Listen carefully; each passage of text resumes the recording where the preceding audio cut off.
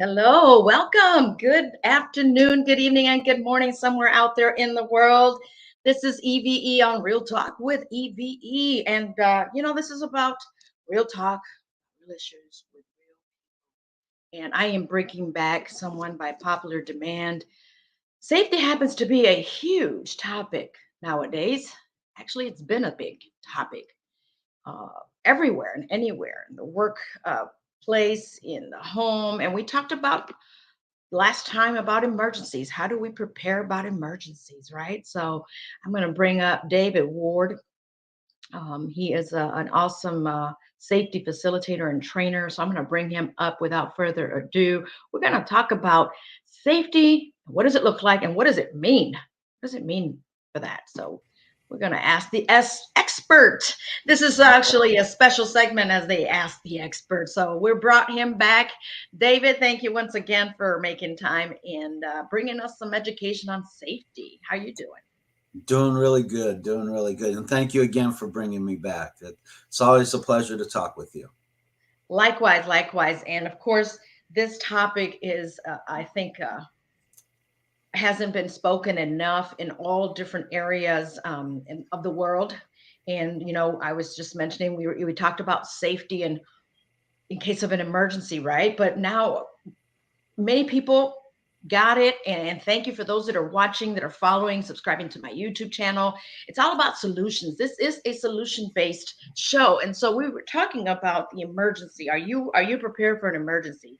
But it all revolves around safety.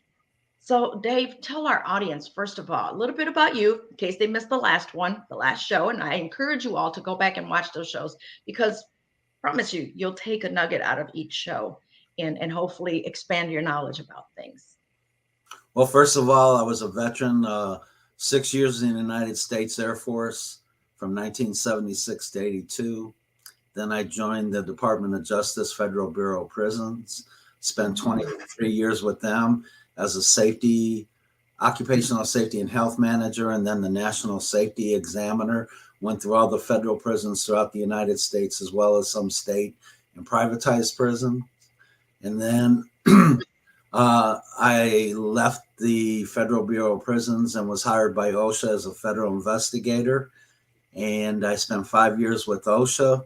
Then I retired from the government, opened up my own safety consulting business, Safety by Design Consulting Services.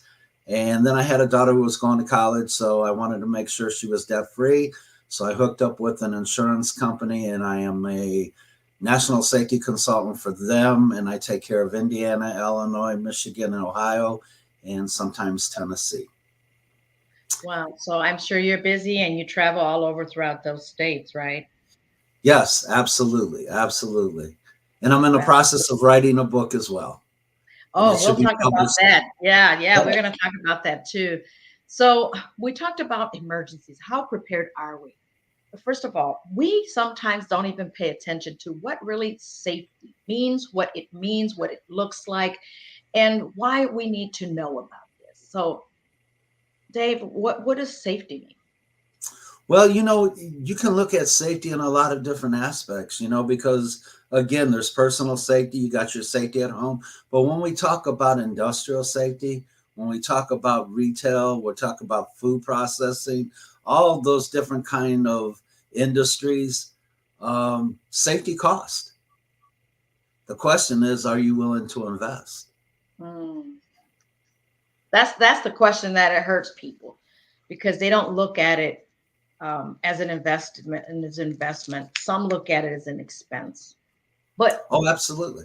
At what cost are you willing to take that sacrifice and not invest?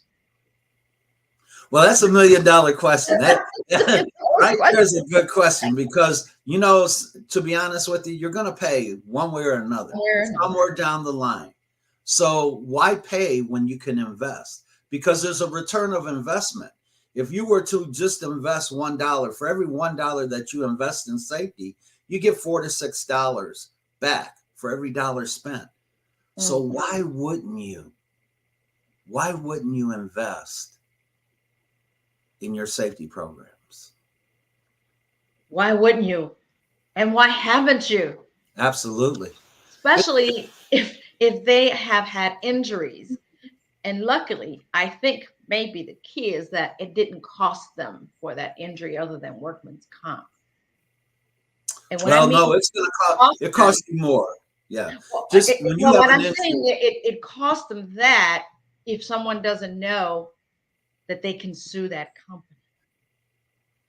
well, it's still costing a lot of other ways because, it's just like if you and I were working side by side and I had an injury, that exposure, you being there mentally, that's affected you. It's going to affect me as an injured employee. It's going to affect my family. It's going to affect the company because now the company may have to shut down for a period of time. Now they have to conduct an investigation. That investigation could take an absorbent amount of time based on what actually happened, right? Because you definitely want to make sure that you spend the time to get the facts and not the assumptions and not just throw stuff up against the wall to where you can discipline the employee for 150 supposed safety violations and none of them really matter. Let me ask you, speaking of safety violations, I have heard, okay, as an interpreter, everybody, that is one of my trades professionally, a professional interpreter. I have dealt with a lot of work-related injuries in lawsuits where people have actually lost a finger, lost a hand, an arm, or have now limited abilities to move, or have had head injuries and they have a plate in their head, things like that. I don't want to be too gory, but they do happen. That some companies pay the fines, violations, but they don't do much about that. What happens to that? How strict is OSHA? Well, OSHA's strict, but there are companies that make millions and millions of dollars. So if I can come in and slap down a check, you're going to fine me for a certain part. I'm going to have an informal conference. I'm going to get that, reduced to a certain point. I'm going to pay you a paycheck and I'm going to continue on with my business. Yeah, money talks, right? Oh, absolutely. Absolutely. But money should talk when you look at who's running or who's managing or facilitating your safety programs. Wow. Is there really a safety person that's knowledgeable? Or for cost savings, again, are we looking at dumping that on the HR person or dumping that on the plant manager? Yeah, those are very good questions. And I'm sure that there's some employers watching this show, listening, take heed to this. Let's be smart about things. Let's be money smart. Okay. And let's be proactive. I have seen so many different types of injuries where just across the street here in my neighborhood, because of so many lawsuits of construction workers getting hurt and there's no safety equipment and they're not wearing a harness, they're not tied down to anything, and the roof is steep. As a matter of fact, I'm seeing a very steep roof, and it just alarmed me to say something, but I just didn't. But I showed one of my clients that happened to be an attorney. I said, "Can you believe this? Look at the condition that they're working in this steep roof." Now, whose fault is it for allowing mostly Hispanics? We just got to keep it real here, people. They're the ones that want to do the job, no matter how dangerous it is, so they can support their family. Well, shame on the companies, subcontractors and contractors, general contractors that take advantage of that need. Whose fault is it really? They want to point the finger and saying it's the employee that was dumb enough to go up there and not wear harness. Well, if that's not given to them, if they haven't given them the proper training, whose fault is it? Well, it's not only given the proper training, and you bring up a really good point. When you turn around and you talk about Hispanics, Spanish speaking, Latinos, Polish, other kind of languages, are we properly training our people to where they really do understand the exposure of the hazards that they're getting involved in? Because we turn around and we train people and we assume that they understand by shaking their head, by saying, see, by giving some type of response. But do we really know that they've understand what the hazards truly are and what they're being exposed to and what they're required to do as an employee? Oh, I got a lot to say on that one, Dave. Well, go ahead. Remember, let me go back. For those of you that don't know, that I worked with Dave, Safety by Design Consultants. Yes. For quite some time, and bring awareness to the community. And we went to a conference. Remember, it was an OSHA. Yes. It was an all-day thing, and I spoke on behalf of the non-English speaking community. Like you said, we have Polish, we have Spanish, we have all different other ethnicities that are working in construction or anything that has to do with OSHA that's regulating things, right? I asked another $1 million question because you said a key word. Did they really understand it? Well, it's being done, the trainings are being done in English. How much did they understand when they're limited in that language? Well, my question was, and it's none of my business because I'm not involved, but it affects me when I see people hurt. But it is your business. I make because it. it's our people. It's our people that are getting injured. Exactly. So I spoke on, because I'm bold. I'm going to speak up and I'm going to ask the question that I knew the answer to, but people that were sitting there didn't, especially those that didn't speak English fluently. I asked, is it required or can they train the non-English speaking workers in the language that they speak? And of course, the answer was yes. I was so happy that I asked that question because many people didn't know that. And afterwards, when they took a break, I don't know if you saw that, Dave, that the non-English speaking community, mainly the Latinos, Hispanics, came up to me and thanked me for asking that question because I must have stepped on somebody's foot. Right. Not toes, foot, because they tried to get away with that, and they have all the material. OSHA, they offer all that material in the language that they understand. Yes, and so should the company. Well, see, that's the problem. That is the problem. We hire all these different nationalities, and we try and train them. And most companies believe that, hey, if you're working for our company, we're in America, you better speak English. Right?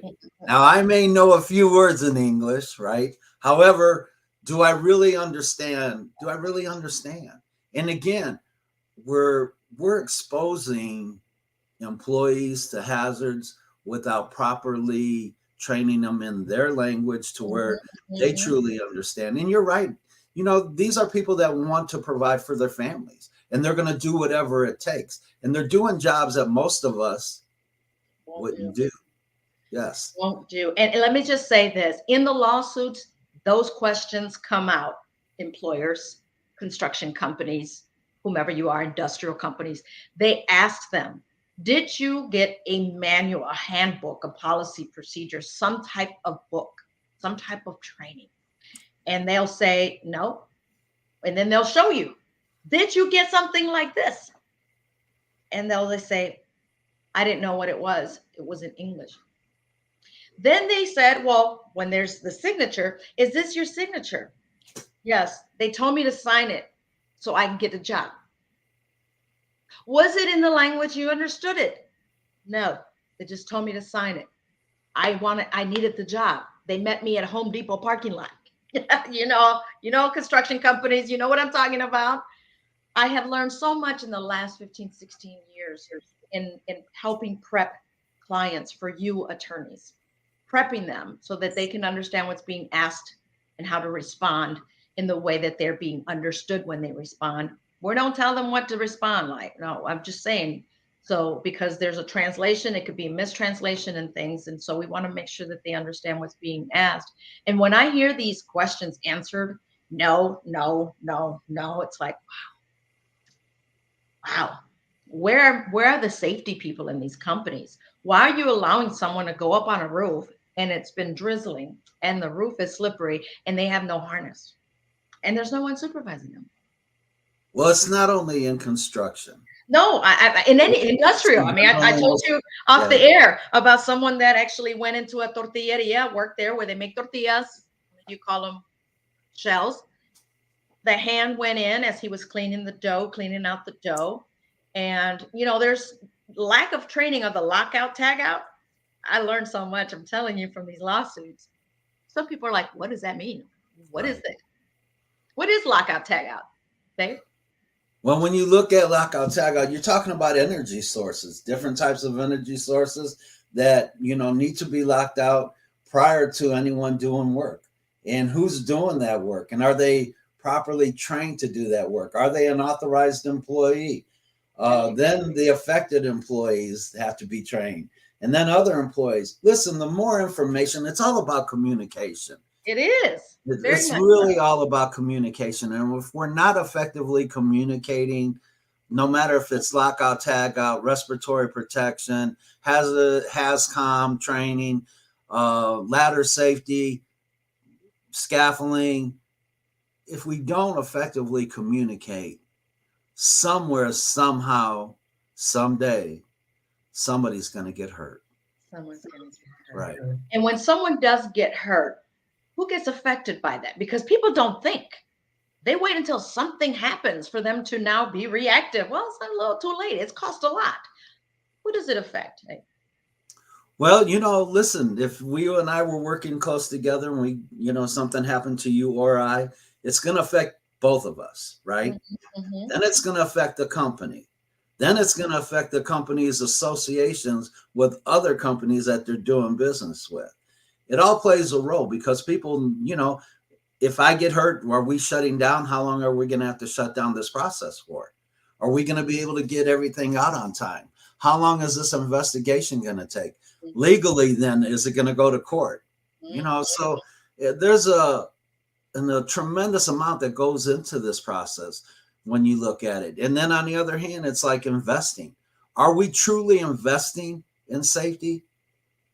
Or are we hoping that nothing happens, and then if something does happen, that's when we actually find money?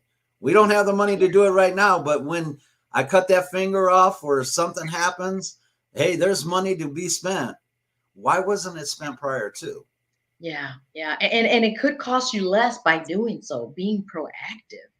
I mean, the type of cases I've seen, Dave, is like, could this have been prevented? Heck yeah, it could have. And so that's the question that they ask. If they would have given you the proper scaffolding, would this been prevented from you falling? Yes. If they would have given you those tool talks, you know who I'm talking to, right? Those tool talks in the morning, could this have been prevented? Possibly. I may have still fallen, but not all the way down because I was tied to something. And there was an injury inside a gym, actually in the pool at a YMCA. The pool obviously was, emptied out. There was no water, but there wasn't proper scaffolding. That's way up there. You know how high the ceilings are in a pool in Hawaii? So we can prevent things. And that's why I felt the need that we needed to, by popular demand, because people are lacking knowledge of safety. Safety is so many things. We're going to bring him back and talk about food. Oh, that's going to be another interesting one. Yes, can I absolutely. tell you something, Dave? When I walk into restaurants, I can't help but to say something when I see something wrong. Just a mat can mean something huge. The way they have that floor mat when you walk in, and there's no signs, wet floor, caution, something can cost a restaurant to close because someone got injured. And if you don't inspect those mats and they're old, I'm telling you, people just don't pay attention to these things. I pay attention to so much. One, because of all the lawsuits I've seen. Two, in working with you, David, and you going in and inspect a restaurant. Some restaurant people may not want you in there to inspect. Right. There's so much in safety, people, Yes. but it affects everybody from the injured to their family to HR. I mean, we can go on and on, right? Well, again, it's how are we investing in like you work 3 shifts, but you only have a safety manager during the day. What does that tell your employees in the evening and morning watch hours? Are they really that important? Do we really value the employees on those 2 shifts?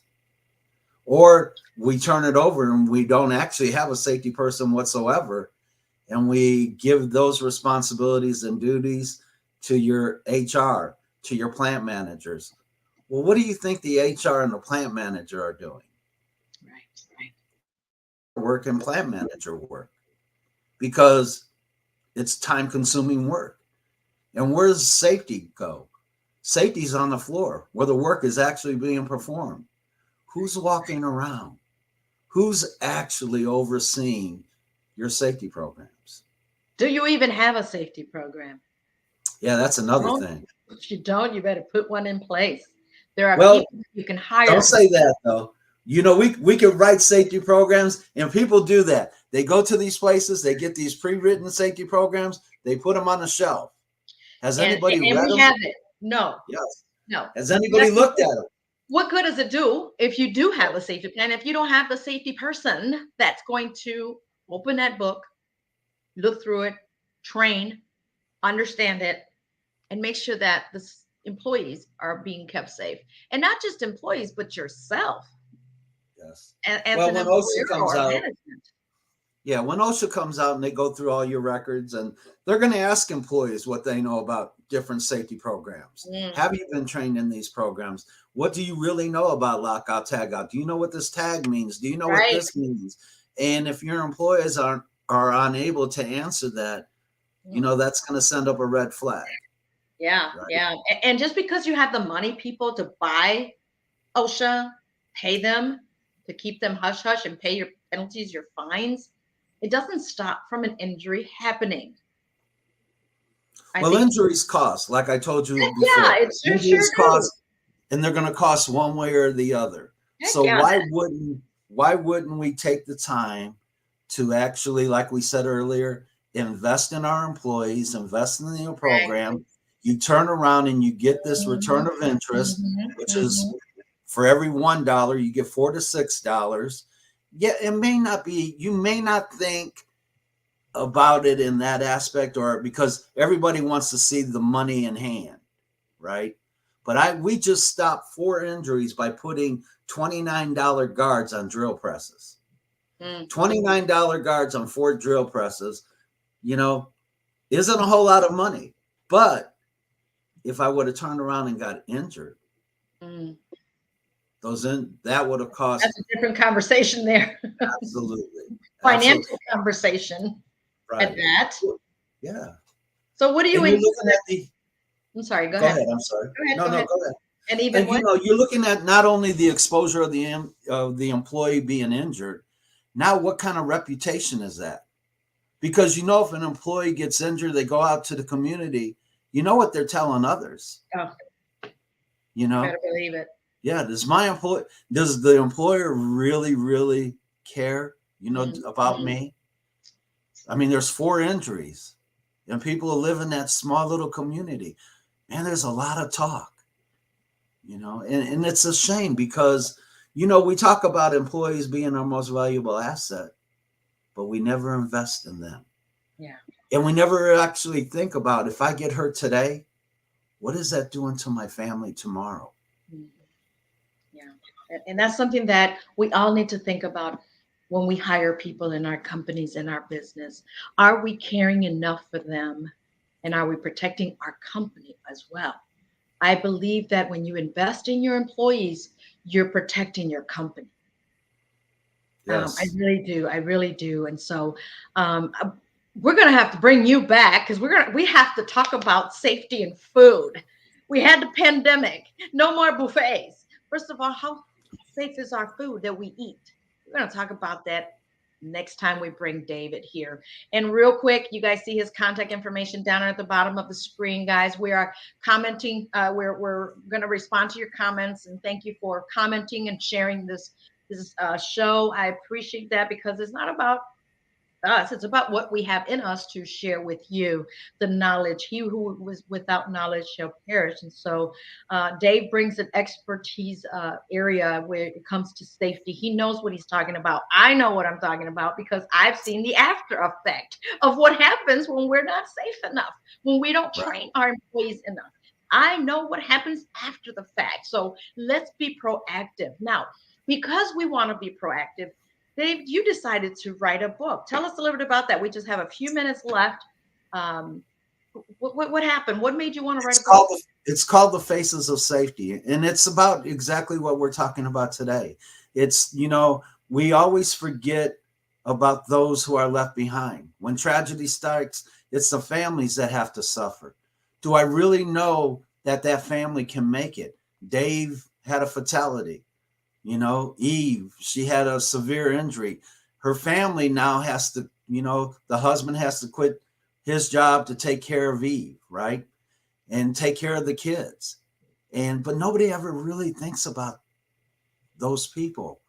And it's sad because, that injury was significant enough not only to hurt the employee, but to actually affect the family in a way that, here's a paycheck and I never think about you again. I'm going to hire another employee to replace you. And do you really think about those people? And the answer is probably not. And that's what my book is really about. It's about investing. You can't put a price tag on a life. You can't. Why do we gamble with the lives of our employees by putting them in places where we know they're exposed to potential hazards? But the book is a great read, and I think it could change a lot of lives and at least make you think. It's a thought-provoking book that I think could actually make people really understand the significance of how it affects families, not only the injured employee. Wow. And so when does this book get launched? Is it out already? Where can we find it? Well, I'm going to be sending out some press releases. It'll be a press release on LinkedIn that I have a couple other companies sending out, but we can actually do something on your show so we can let people know. And that way we could get the word out. Listen, to me, it's about the message. It's not about trying to make money off the book. That's the least of my worries. The thing that inspired me to do this is because it needs to be heard. The message needs to be heard. And nobody's written a book on this aspect of it. Very much so. And I witnessed stories, true stories, not made up, people, of how it affected the families because I heard it from the families. I think we need to tag team on this. We're going to talk off the air, Dave, because I just had an idea. Because I'm all about safety. And thanks to Dave, he opened my eyes even more when it comes to food and things we don't even think about and we take for granted. We could be hurting ourselves too. And so if you want to reach Dave, he's right here. Contact at dward@sbdcs.com. See, I got it right this time. There you go. And the last time. And also, you can connect with him on LinkedIn. Yes. David Ward. Are you David D. Ward or David Ward? David A. Ward Sr. David. Why did I get the D from? David A. Ward Sr. Find him on LinkedIn. And he knows what he's saying, guys. I think we also need to talk about prison safety. Oh my gosh, that's another. Ooh, yes. That's a whole nother story in and of itself because of the stories that I've heard of what happens in prisons. And don't let it be a prison, a GEO private prison. I'm not talking about the company, but I'm talking about the company. Let it be a private prison and see what happens there to your loved one. Or to one of those wards there too. Oh my goodness. That's a whole nother story.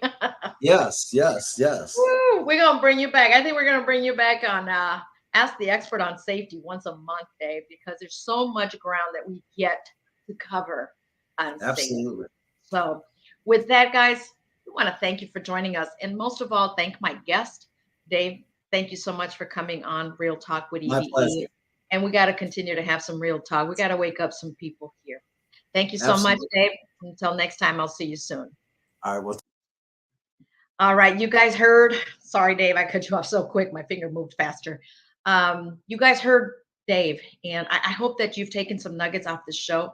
I hope that it's woken you up a little bit. If you are an employer, if you are an HR person, I hope that this has brought up some things that you may have talked about or may not even think about yet. You probably haven't thought it to speak about it. So with that, I want to thank you once again. Lunch and Learn. Lunch and Learn. I love it. Wednesdays at 12:30 and also on Saturdays at 12:30. I think that's the best time that I can get you all's attention. And with that, guys, gotta go. Got places to go, people to see, and things to do. Until next time. Peace to you. God love you. Take care. Bye now.